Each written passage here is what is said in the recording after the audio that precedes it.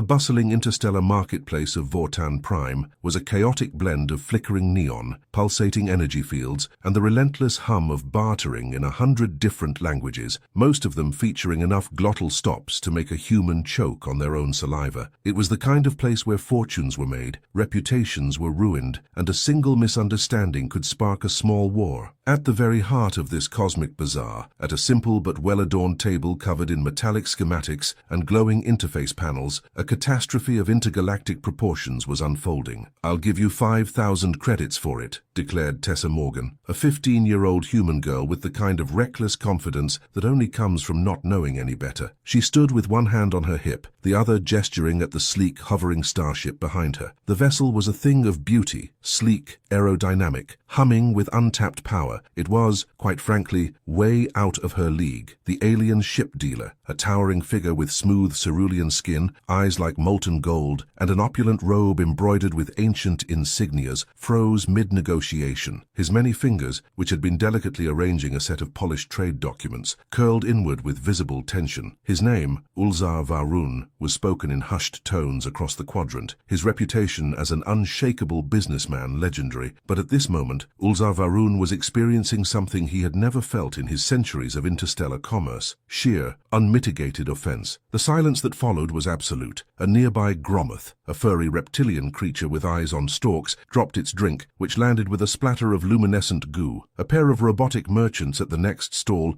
ceased their mechanical chatter, their ocular sensors whirring toward the unfolding disaster. Even a hardened Click's bounty hunter, who had been casually picking through a crate of energy rifles, turned his many-eyed gaze toward the scene with something akin to sympathy. Ulzar's robes rippled as he slowly straightened. His species, the Ivathari, were a proud and ritualistic race. Their traditions dictated that negotiations were not just transactions, they were ceremonies, laden with honor, status, and complex social cues. To attempt to bargain with a Ivathari merchant was akin to spitting on their ancestors, challenging them to a duel, and kicking over their grandmother's funeral shrine. Tessa, completely unaware of the cultural disaster she had just instigated, casually adjusted the oversized pair of headphones resting around her neck. "All right, fine," she sighed, misinterpreting his horrified silence as the usual haggling theatrics. "A 6,000 Tiga, but that's my final offer. I know you're trying to make a profit here." Somewhere in the marketplace, a baby alien wailed. A horrified Dralath priest muttered a prayer and scurried away from the area, presumably so he wouldn't have to cleanse the bloodshed that was surely coming. Ulzar Varun inhaled slowly, an action that made the intricate bioluminescent tattoos on his forehead pulse with dangerous light. His many ringed fingers clutched the edges of the negotiation table as though he were contemplating flipping it over and crushing this absurd little primate beneath it. You dare," he finally uttered, his deep voice carrying the weight of entire dynasties. Tessa blinked. "I mean, yeah, that's how this works, right? I offer a price, you counter, and we meet somewhere in the middle." She waved a hand toward the crowd. "Basic commerce. It's literally how the universe runs." A choked noise escaped Ulzar's throat. Somewhere between a laugh and a strangled scream, a group of Ziln diplomats, notoriously difficult to shock, were now actively taking notes. A Kroz warrior, clad in ceremonial battle plate, leaned over to his companion and muttered, "We are about to witness history, and possibly an execution." Ulzar finally found his voice. "You insult me. You insult my house. You insult the sacred pact of exchange that has governed our people for millennia." He slammed one elongated hand against the table, causing a holographic star map to flicker wildly. "You attempt to negotiate." Tessa frowned. "You're literally a salesman." Gasps. Actual gasps. The Ziln scribes nearly fainted. Ulzar exhaled so forcefully that a passing vendor's floating lanterns flickered and dimmed. "Your people, your barbaric, chaos-worshipping species, have no concept of decorum, do you?" He leaned forward, his golden eyes locking onto hers. "Tell me, Terran, do you also challenge your own parental figures to duels at the dinner table? Do you spit on the sun when it rises?" Tessa squinted. "Okay, first off, what? Second, my parents are dead, so no family duels for me, thanks." She folded her arms. "And third, I'm just trying to get a spaceship so I can leave this rock before some bounty hunter tries to cash in on me again." That caught the attention of a group of bounty hunters at the far side of the market, who immediately began whispering into their communicators. Ulzar's expression darkened further. He had been ready to utterly annihilate this girl, her lineage, and whatever forgotten dirtball she crawled out of. But now she was an outcast, a fugitive, a lost warrior of some kind. His cultural programming demanded he at least consider what sort of exile she might be. Perhaps she was some manner of disgraced noble, fleeing her own empire, or worse, a Terran diplomat. There were terrifying rumors about Terran diplomats, mostly that they had no idea what they were doing but somehow always walked away alive. Ulzar took another long breath, forcing his fury into something more palatable. He glanced at the watching crowd. Too many witnesses. If he gutted the girl here, there would be diplomatic complications, and he did not want the Galactic Consortium breathing down his neck over some unhinged human teenager. Tessa, meanwhile, was still trying to figure out why this deal wasn't moving forward. "Look, do you want my money or not?" she asked finally, tapping her boot impatiently. Ulzar let out a slow, agonized sound. It was the sound of a merchant whose entire cultural foundation had been violated beyond repair. It was also the sound of someone who now had to figure out what to do with this insane little gremlin before she caused a diplomatic incident so catastrophic that it unraveled centuries of interstellar progress. And worst of all, there was a horrifying, treacherous part of him that almost respected her audacity. Ulzar sighed deeply, rubbing his temples. "Sit down, Terran," he muttered, exasperated. "So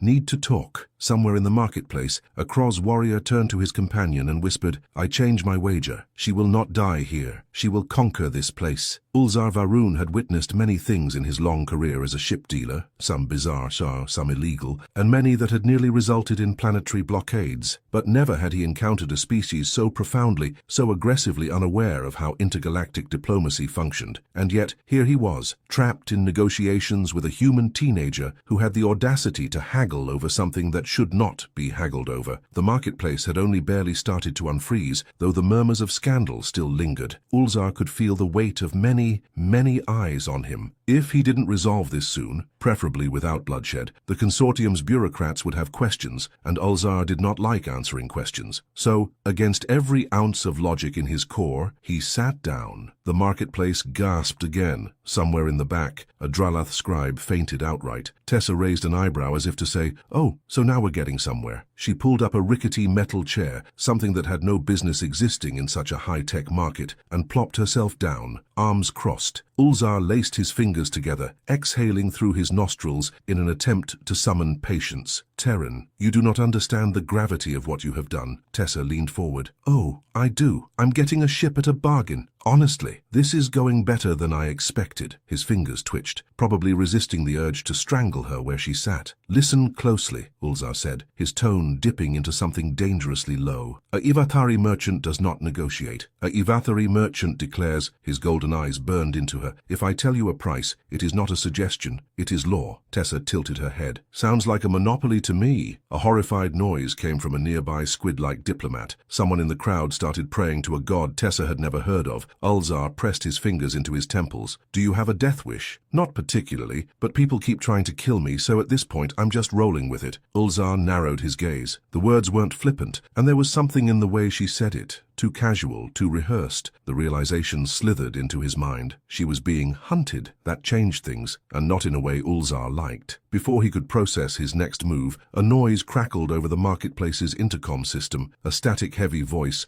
garbled but clear enough to make Ulzar's stomach drop. "All units, priority alert. Human fugitive located. Confirm and detain. Lethal force authorized." The entire market went silent. Then it went violent. Chaos unfolded in less than 3 seconds. Somewhere overhead, a surveillance drone exploded into static, signaling the arrival of serious firepower. A group of bounty hunters, previously casual onlookers, lunged into action, unholstering weapons and barking orders into comm units. Ulzar had no doubt that in the space above, at least 3 different mercenary vessels were now adjusting course, eager to claim whatever absurd bounty was on this human. Tessa just sighed. "Yeah, figures." Then she kicked the negotiation table over, sending a cloud of paper-thin hollow sheets scattering into the air like confetti. Ulzar dodged back, narrowly avoiding a disruptor blast that incinerated the chair he had been sitting in seconds earlier. The attack had come from a squad of heavily armored enforcers, their visors glowing a distinct shade of, "You're about to have a very bad day." Tessa did not hesitate. She bolted. The marketplace erupted into sheer pandemonium. Stall owners dived for cover, alien traders screamed, plasma bolts flashed through the the air. Ulzar cursed in his native tongue, barely sidestepping a stray pulse grenade. He wasn't exactly a fighter, but he also wasn't keen on getting vaporized today. Then,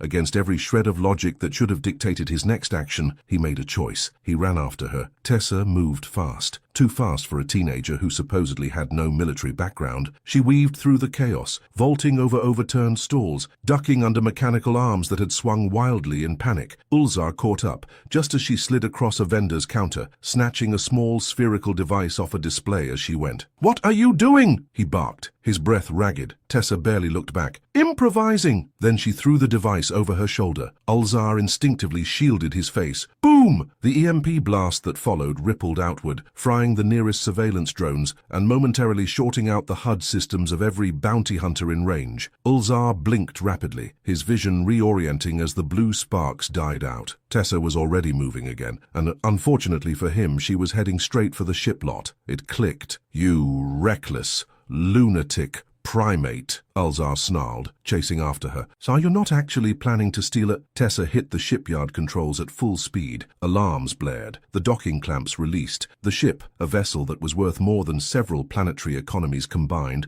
roared to life. Inside the cockpit, Tessa barely had time to register all the blinking lights before Ulzar crashed into the seat next to her, his expression caught somewhere between seething rage and horrified realization. What have you done?" he roared. Tessa grinned. "Well, I figured you weren't going to sell it to me, and then people started shooting, so, adaptability." Ulzar buried his face in his hands. This is literally the worst possible outcome of this negotiation. Outside, the bounty hunters had fully regrouped. Warships were shifting position, and at least one consortium battlecruiser was now hovering ominously in low orbit. Then, the external comms crackled to life. A voice cold calculated spoke through the ship's speakers. "Terran, you have nowhere left to run." Tessa's expression flickered, just for a second. Ulzar caught it. There was something heavy in that moment. Then Tessa grinned again, fingers flipping several switches. "Yeah, well, watch me." The ship ignited. The docking clamps disintegrated, and Tessa Morgan punched the throttle straight through the heart of every sane decision Ulzar had ever made. The ship lurched forward with the kind of reckless energy that suggested Tessa had no actual idea how to pilot it, but was too stubborn to admit it. The inertial dampeners struggled to catch up, causing Ulzar to slam into the dashboard with a sound that was both undignified and deeply painful. "You are a cursed little gremlin," he bellowed, grappling for stability as the vessel shot through the docking bay doors, leaving a wake of shrapnel, broken clamps, and at least one very confused maintenance droid spinning into the void. Tessa, completely unfazed, gritted her teeth and yanked the controls, barely dodging a pair of incoming plasma bolts from the pursuing bounty hunters. "Hold on to something, old man," she called over the wailing alarms. "I am not old,"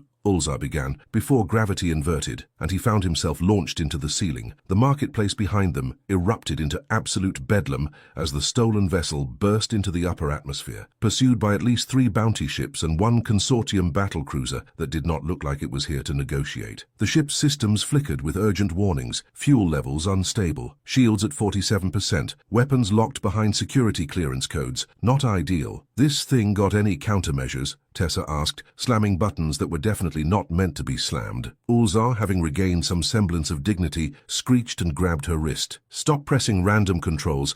This is not a human touchscreen." A deep whoomp vibrated through the hull as the first missile strike landed, rocking them sideways. Ulzar gritted his teeth, frantically scanning the console. "Fine. You want countermeasures? Try not to scream." Tessa barely had time to question what that meant before Ulzar flipped a hidden switch under the control panel. The ship shuddered violently. Then, something deeply unnatural happened. For a split second, the very fabric of space twisted, a gut-wrenching visual wrongness that sent the chasing ships into absolute disarray. One of the smaller bounty vessels spun uncontrollably, its engines sparking, while the larger warships pulled back instinctively. Tessa gripped the armrests, blinking. What the hell was that? Ulzar exhaled. Experimental phase space disruption, illegally installed, but no one actually expects a stolen civilian ship to weaponize localized reality distortions. He adjusted his robes, which is why I always say, never underpay your engineers. Tessa grinned. "All right, lizard man, I'm starting to like you." "I despise that sentence." Another missile lock blared across the control panel. Ulzar grimaced. "We need a jump point." Now, his fingers flew across the navigation screen, searching for a safe trajectory. Tessa barely glanced at it. Then she made a decision, and Ulzar immediately regretted everything. The ship ripped into FTL speeds, just as the battlecruiser's cannons charged, narrowly escaping obliteration. For a brief moment, there was only silence, the deep, infinite nothingness of hyperspace stretching around them, humming through the ship's reinforced hull. Ulzar, having spent the last several minutes in a state of perpetual cardiac arrest, finally turned toward Tessa, preparing to absolutely obliterate her with words. Then he saw where she'd set the coordinates. His voice caught in his throat. "Oh, you mad, suicidal creature." Tessa glanced at him, casual as ever. "What, it's the best option?" "It is the worst option." Ulzar grabbed the console as if it would somehow undo their course. "You set a course for the graveyard system. Are you out of your tiny human mind?" Tessa smirked. "Probably, but hear me out." She stretched, cracking her knuckles. "I'm running out of options, and you're stuck with me now. So unless you have a better idea, we're going where the consortium won't follow." Ulzar pinched the bridge of his nose, muttering ancient Ivathari curses that would make a star explode out of sheer offense. The graveyard system, a forbidden sector where entire fleets had disappeared, where no civilized empire dared to tread, a relic of a long-dead war, filled with the silent wreckage of forgotten battleships, cursed technology, and things that did not obey the laws of physics. It was unhinged, it was stupid, and worst of all, it just might work. Somewhere,